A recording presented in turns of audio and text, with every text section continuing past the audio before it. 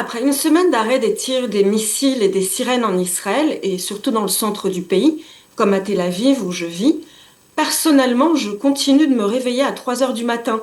C'est devenu presque une habitude. Pendant près de 40 jours, ou presque chaque nuit, on était réveillé par la préalerte sur nos téléphones.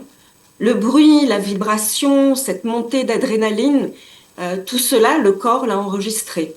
Alors, même si pour l'instant c'est plus calme, mon corps et mon esprit, eux, n'ont pas encore complètement lâché. Mes baskets sont toujours posées à côté de l'entrée, prêtes pour descendre en vitesse au miclate du quartier, comme si une partie de moi refusait encore de croire que je peux vraiment reprendre un rythme normal. C'est devenu un réflexe de guerre, et je ne suis pas la seule.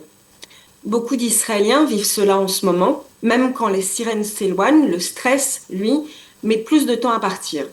Chez les enfants, cela peut se manifester autrement.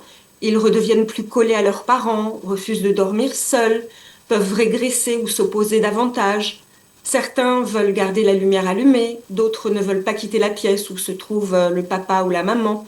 Là aussi, ce sont des comportements que beaucoup de familles observent après des semaines vécues sous tension.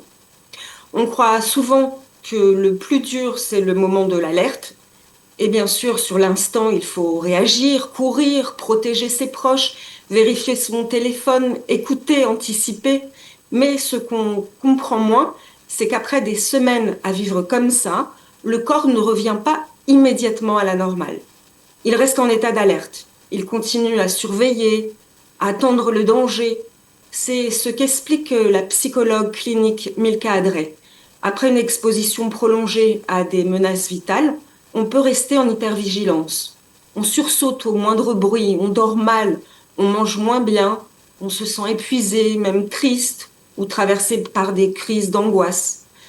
Le relâchement peut aussi se faire sentir physiquement. On tombe un peu malade, comme si tout ce qu'on en avait tenu à distance pendant la crise remontait d'un coup. Ce qui est frappant, c'est que pendant les alertes, on tient, on agit, on ne pose pas tellement de questions, on fait ce qu'il faut faire parce qu'il faut le faire, mais c'est souvent après que ça remonte.